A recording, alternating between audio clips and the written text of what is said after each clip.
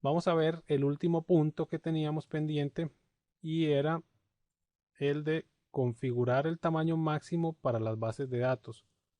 Vamos a irnos aquí a esta otra texto, a este otro texto y vamos a ver cómo establecemos nosotros el tamaño máximo de las bases de datos.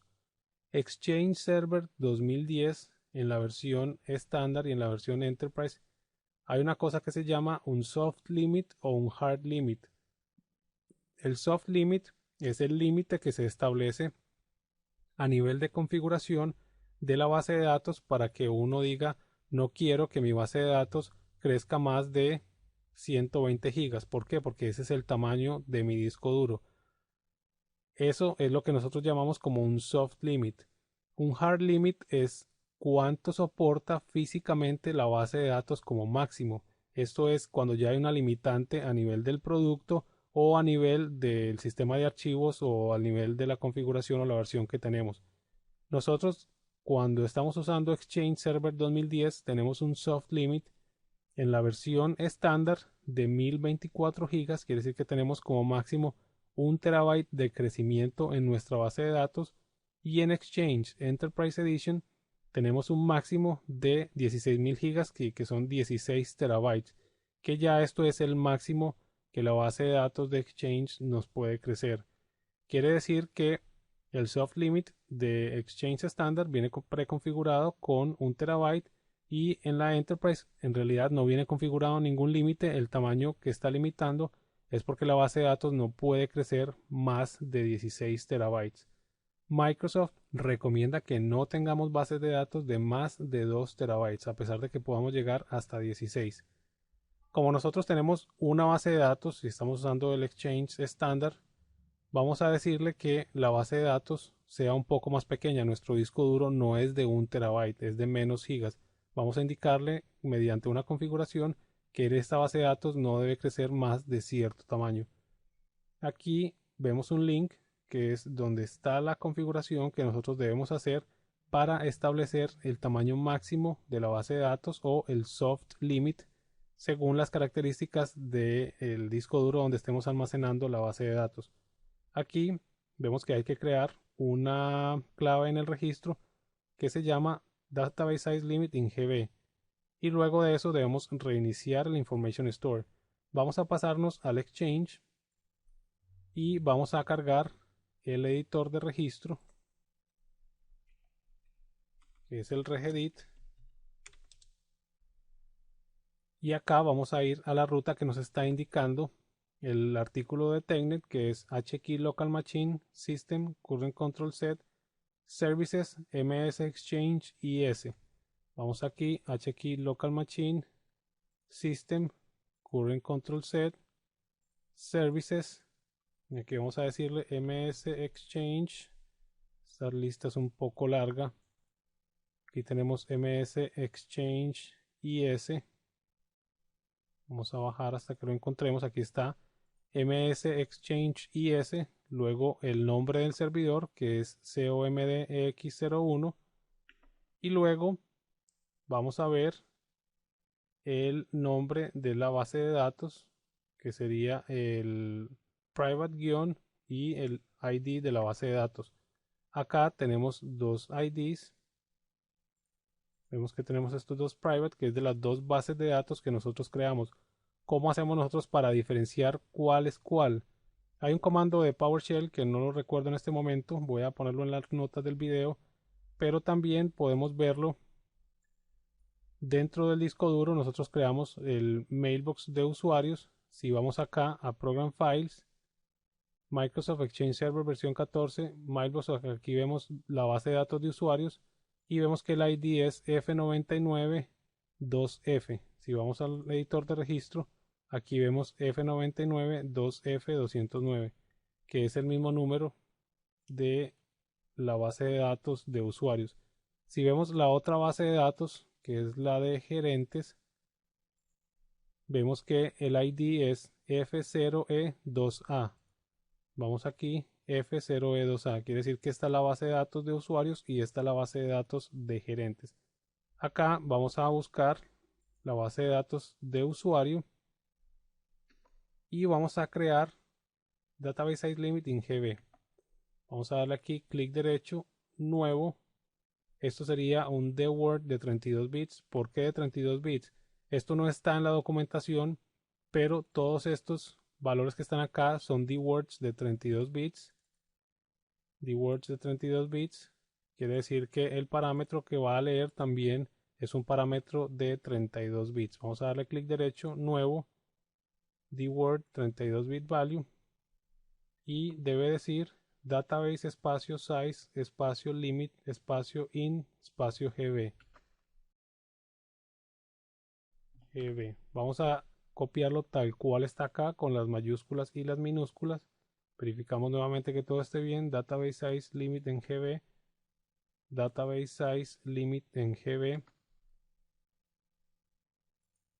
Y vamos a indicar el tamaño de la base de datos en gigas para la base de datos de usuario. Vamos a decirle que esta base de datos va a tener un tamaño máximo de 80 gigas. Aquí yo estoy poniendo un valor aleatorio, pero lo que ustedes deben poner es el tamaño máximo según lo que ustedes quieran que crezca esa base de datos para el hardware que tienen y el espacio en disco que van a manejar. Vamos a suponer que queremos que esta base de datos crezca hasta 80 gigas y vamos a hacer lo mismo. Vamos a copiar aquí el nombre para hacer esta misma clave dentro de la base de datos de los gerentes. Wamos a darle nuevo, dword 32 bits, pegamos el valor y vamos a decirle que esta base de datos va a ser de 180 gigas. Vamos a darle OK. Lo que nos indicaba al final era que reiniciáramos el servicio de Information Store. ¿Dónde se encuentra este servicio? Si vamos acá a la máquina, vamos a la configuración, vamos a servicios y acá vamos a buscar el servicio que se llama Microsoft Exchange Information Store. Voy a hundir la tecla M para ir a los que empiezan por la M y aquí vemos Microsoft Exchange Information Store está iniciado. Voy a darle clic derecho y selecciono reiniciar.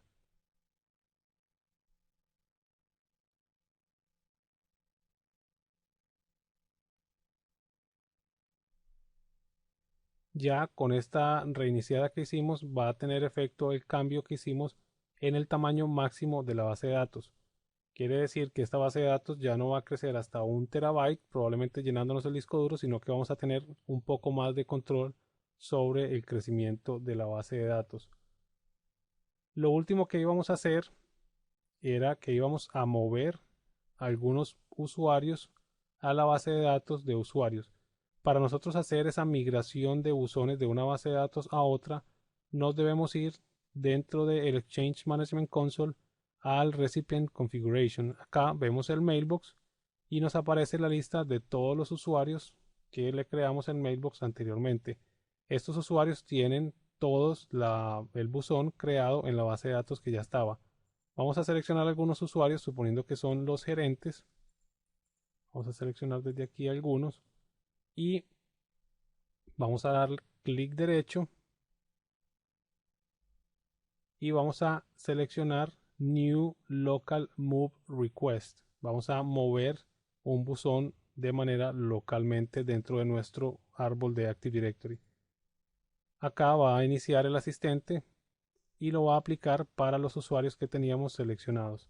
Acá nos dice que la base de datos actual es Mailbox Usuarios y que establezcamos cuál es la base de datos de destino. Vamos a darle buscar. Vamos a decirle que los mueva a la base de datos de gerentes. Vamos a darle siguiente. Acá nos está dando una opción de continuar incluso si hay elementos que están corruptos dentro del buzón del usuario. Normalmente no debemos mover un buzón si está presentando algún problema o algún mensaje corrupto. En este caso vamos a decirle que si encuentra algún error simplemente salte el buzón y continúe con el siguiente. Lo ideal es que nosotros ya investiguemos por qué no lo está pudiendo pasar, qué mensaje está dando error, ver si hay algún problema con ese buzón antes de moverlo. Vamos a decirle siguiente. Tenemos ya los buzones, un summary de lo que va a realizarse y vamos a decirle nuevo. que es un nuevo local move request. Aquí se va a conectar él a la base de datos de origen, luego va a empezar a mover los buzones y los pone en la base de datos de destino. Esto lo podemos hacer igual cuando tenemos dos servidores de Exchange con el rol de Mailbox. Podemos seleccionar los buzones de un servidor y moverlos a otro servidor. En caso de que instalemos otro servidor porque ya nos estamos quedando sin espacio o está un poco lento y queremos mover algunos usuarios a este nuevo servidor. Aquí va a realizar todo el proceso de mover los buzones de los usuarios y cuando termine vamos a continuar con el video. Bueno, ya terminó 1, 2, parece que no voy a tener que pausar el video y va a alcanzar a terminar porque no hay ningún elemento en esos buzones de los usuarios. Vamos a darle un par de segundos. Vemos que todo fue completado exitosamente y ya estos buzones estarían almacenados en la base de datos de gerentes. Vamos a darle aquí finalizar. Vemos este icono, quiere decir que es un local move request.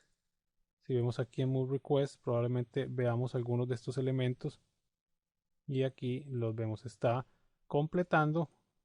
Estos están en cola, todavía está terminando, a pesar de que en el asistente nos dijo que ya había terminado. Hay algunos procesos que todavía continúan corriendo en el servidor para terminar de mover estos buzones.